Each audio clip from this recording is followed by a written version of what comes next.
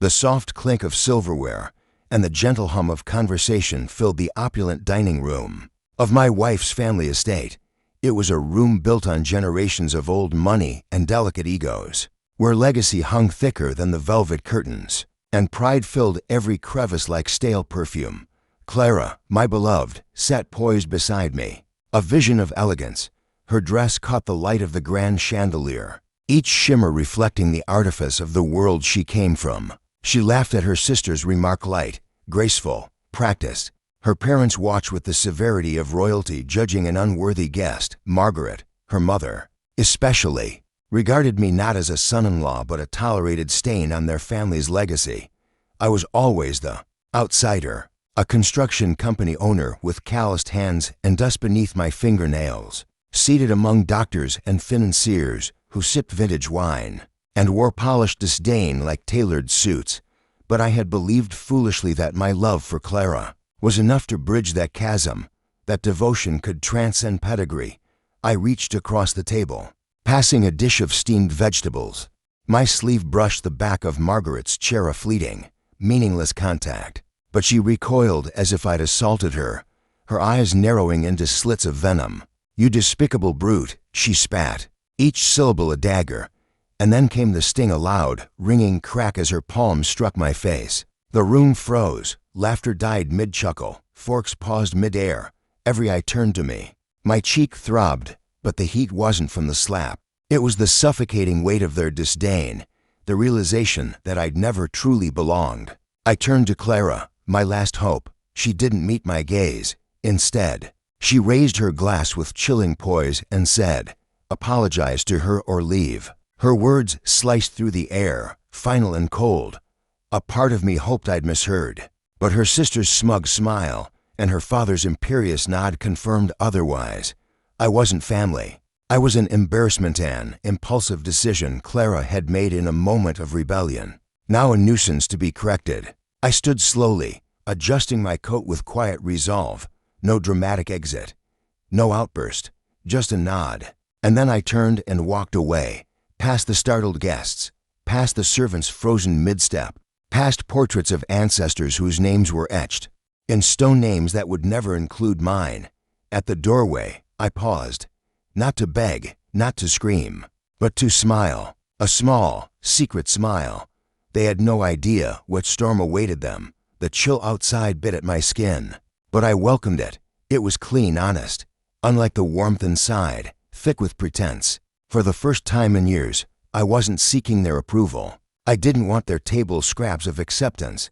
I wanted clarity, and I had it now. I drove home, our home, and began enacting a plan I'd been refining in silence. It wasn't vindictive, it was protective. A safeguard I'd quietly built, brick by metaphorical brick, while they mocked me. Because I had known this moment would come. First, I opened the HomeSync app and revoked all access. Every fingerprint, passcode, and security key linked to Clara or her family erased. Then I entered the garage. My escape kit was already packed. Documents, emergency funds, heirlooms, essentials. Months of preparation hidden beneath their noses. Marrying into wealth didn't grant security, it chained me to a gilded cage. But I had been fashioning the key. That evening, Clara and her family returned, buzzing with smug satisfaction and the remnants of expensive wine. They found the doors locked. Margaret pressed the intercom, her voice dripping with command. "Open this door." I didn't answer. In person, instead, I triggered the outdoor speakers. My voice rang out clearly across the estate. "Clara," I began, "you told me to leave. So I have. You also said this house was yours. Funny. The deed says otherwise." A pause. Then I continued, "And Margaret, about your wardrobe, it's gone. Donated. Along with everything that carried the scent of your cruelty." Silence fell, then shouting, chaos. They pounded the door, pressed every button, hurled insults. But I was gone. From a quiet airbin across the street booked weeks ago, I watched the scene unfold via security feed, a bourbon in hand, my phone. Buzzed, a message from my lawyer. "Initial filings are ready. Proceed." I typed back one word, "Absolutely." By sunrise, their kingdom began to crumble. Clara, likely still under the illusion of invincibility, Awoke in a hotel bed to frozen bank accounts. I'd closed every joint asset overnight. Her frantic voicemails piled up on my phone, an incoherent mix of panic and fury. Where are you? What's happening? Why isn't my card working? I sent one text in return. Answers will be in court. Then came the professional blow. For years, I'd quietly fortified their company's digital systems, optimized contracts, secured servers. Before leaving, I handed key access to their top competitor, along with an anonymous tip about shady accounting buried by Clara's father. An audit loomed. Their financial ivory tower trembled. Margaret's slapped the moment that fractured the mask had been recorded. A nanny cam I'd installed months earlier. After a string of demeaning encounters, I shared the footage online. Anonymously, it spread like wildfire. A revered socialite caught on video slapping her son-in-law and calling him filth at a family dinner. The internet devoured it. By midday, Margaret had resigned from 3 high-profile boards. Her name, once synonymous with prestige, now accompanied hashtags of disgrace. And the final blow. Clara received a package at her hotel signed divorce. Papers, the prenuptial agreement she'd once laughed off, now notarized and weaponized. An eviction notice for the house she thought hers. A donation letter from a charity I'd long supported, thanking her for the generous gift of jewelry and items she'd once thrown in my face. The note concluded, "You mocked the man I was, but you never saw the man I was becoming." The media caught scent of blood. Headlines screamed scandal. Investigations swirled. Clara's father vanished from public view, retreating behind lawyers and shuttered blinds. Margaret scrubbed her digital presence and issued a sterile statement about private matters. But there was no hiding. Clara suffered the sharpest fall. Her influencer persona imploded. Sponsors dropped her, citing reputational risk. Her accounts were flooded with backlash.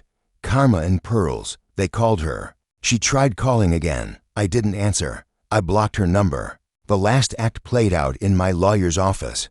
Clara barged in, disheveled, holding tabloid clippings and frozen transfer receipts. "You gave away my car, my things." My lawyer calmly slid the prenup toward her. "He donated what was legally his." "You didn't just betray your husband, Clara. You underestimated a man who loved you." Her voice cracked. "I didn't think he'd leave. He was just ordinary, always fixing things." He nodded. "And now he's fixed you. Outside, across the street." I watched from my new apartment. The skyline stretched before me, a view Clara once mocked, saying we'd never afford it. Beside me stood my daughter, the only one from their world who came to me that night, weeping, ashamed. "I don't want their money, Dad," she whispered. "I want to work with you, build something real." And I smiled truly, deeply. For the first time in years, I felt peace. 6 months later, a business magazine ran a feature on my company. There I stood on the cover, sleeves rolled up, in front of a fleet of trucks stamped with New Horizons. Plumbing. The caption read, "The builder they never saw coming." Clara, she worked part-time at a boutique. Her influencer clout vanished. Her family's wealth entangled in lawsuits. The man who once crashed our wedding with arrogance had disappeared. The moment the money did, her parents disowned her quietly. Bitterly, my daughter now studies part-time while co-managing our company's marketing.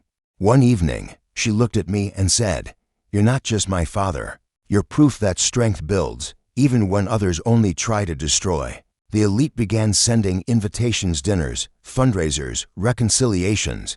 I didn't reply. Some bridges are better as ash. I wasn't their failure. I was my own foundation. And the life I built, it stood brick by honest brick, stronger than any mansion they ever lived in.